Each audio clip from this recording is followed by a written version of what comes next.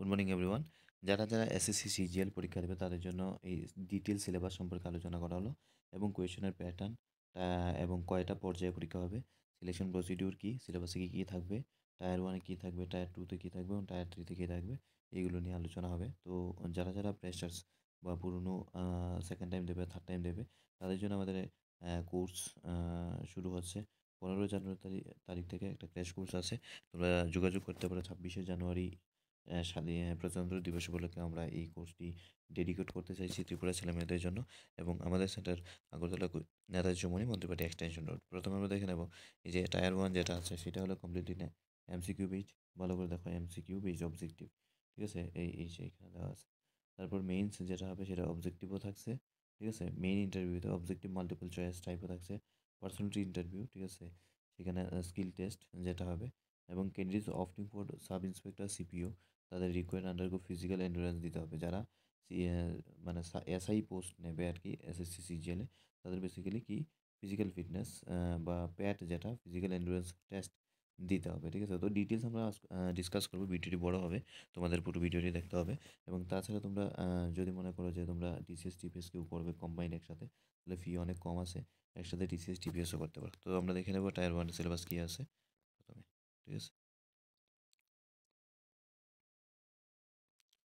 Tier one সিলেবাসে 4টা part আছে, ঠিক আছে? পার্ট এ হলো জেনারেল ইন্টেলিজেন্স, এটা দেবো 50 মার্কসের জন্য, ঠিক আছে? টাইমিংটা আমি বলে দেবো তাহলে।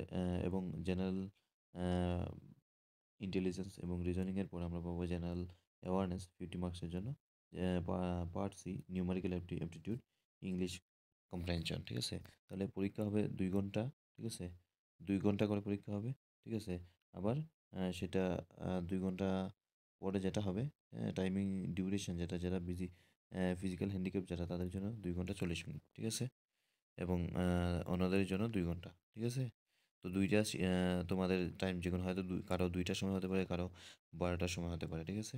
তো আমরা দেখে নেবো, এখানে বলেছে 2টা শিফটে হয়, ঠিক আছে? যে কোনো এই মানে ইয়ারে 2টা শিফটে হয় এবং এখানে বলা আছে যে objective types multiple questions will be in Hindi or English, ঠিক আছে? পার্ট এ বি সি, ল্যাঙ্গুয়েজটা ল্যাঙ্গুয়েজ থাকবে। তো টায়ার ওয়ান আমরা দেখে নেবো টায়ার ওয়ানে কী কী থাকছে।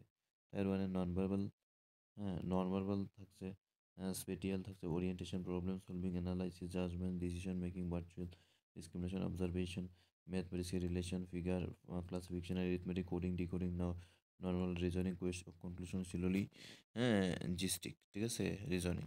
তো এইগুলো আমরা পাবো।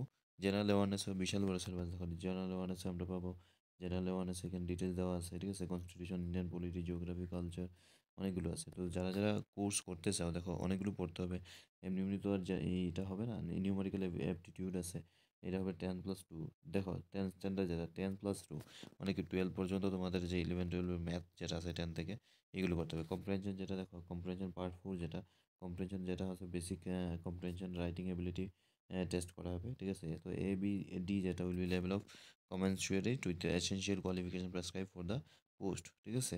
তো scheme examination for the combined level graduate যেটা, সেটা হলো টায়ার টু। ভালো করে দেখো টায়ার টু এক্সামিনেশন, টায়ার টুতে কী থাকছে। টায়ার টুতে বেসিক্যালি কী থাকবে আমরা দেখে নেবো যে যারা বেসিক্যালি ইন্সপেক্টরের পদ নেবে ইনকাম ট্যাক্স ডিপার্টমেন্ট, ঠিক আছে? তাদের বেসিক্যালি দেখো চুজ করতে হবে কীভাবে সাবজেক্ট চুজ করার ব্যাপার। সাবজেক্ট পেপার থাকছে এরিথমেটিক এবিলিটি 200 মার্কসের 100 কোয়েশ্চেন থাকবে, 2 ঘন্টার মধ্যে সলভ করতে হবে, ঠিক আছে? 200 মার্কসের থাকবে বেসিক্যালি কি ইংলিশ ল্যাঙ্গুয়েজ অ্যান্ড কম্প্রেনশন, 2 ঘন্টার মধ্যে সলভ করতে হবে, ঠিক আছে? আমরা দেখবো এইখানে স্ট্যাটিস্টিক্যাল, হ্যাঁ, ইনভেস্টিগেটরস যে আছে সেখানে basically arithmetic, comprehension and commerce থাকছে বা ম্যাথামেটিক্স, ঠিক আছে? আলাদা আলাদা সাবজেক্ট তুমি যে পোস্ট সিলেক্ট করবে প্রেফারেন্স দেবে ওই অনুসারে।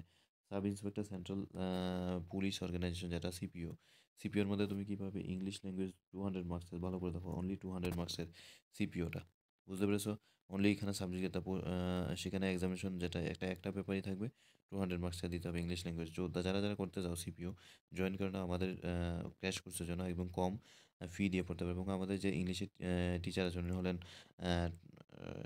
টপার, ঠিক আছে? ইউনিভার্সিটির টপার। সো ইচ্ছা করলে তোমরা সেখানে জয়েন করতে পারো। তারপরে আমরা দেখে নেবো এখানে বেসিক্যালি কি পেপার 1 এরিথমেটিক এবিলিটি এবং paper 2 English language and comprehension ডিটেলসে এবং কমার্সের সিলেবাস এখানে বলা আছে। Ministry of statistics programme implementation and compiler registration general of India, হ্যাঁ? তো স্ট্যাটিস্টিক্সের কী কী সিলেবাস থাকছে দেখে নাও। স্ট্যাটিস্টিক্সের প্রবাবিলিটি ডিস্ট্রিবিউশন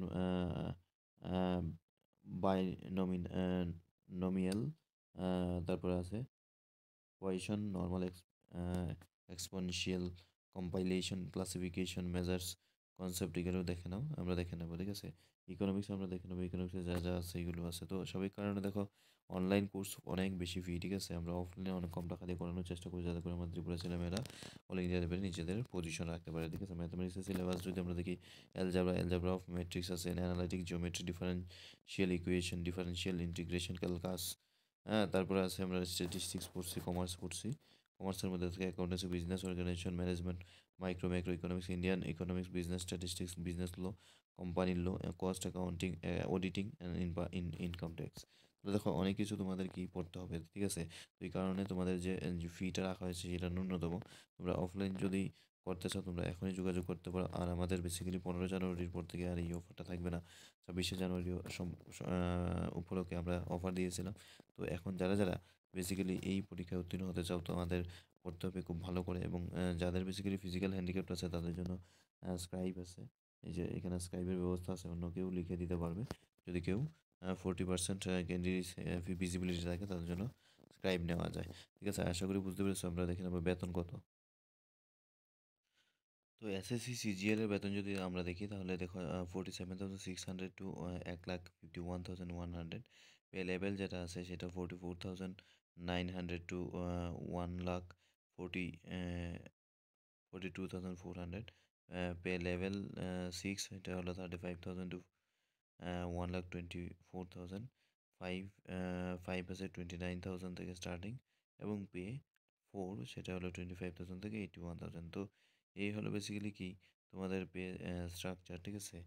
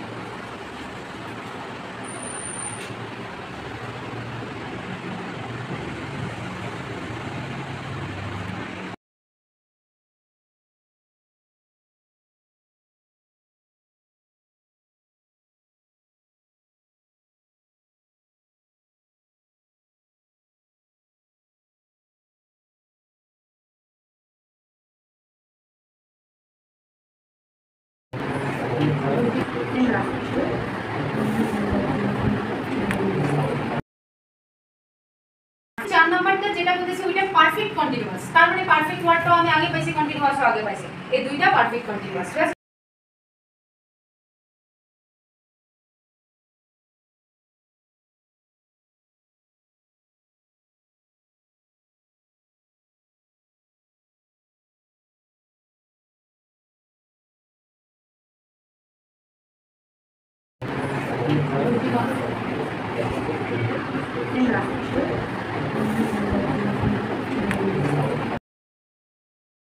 চার নাম্বারটা যেটা বলতেছি ওইটা পারফেক্ট কন্টিনিউয়াস, তার মানে পারফেক্ট ওয়ার্ডটাও আমি আগে পাইছি, কন্টিনিউয়াসও আগে পাইছি।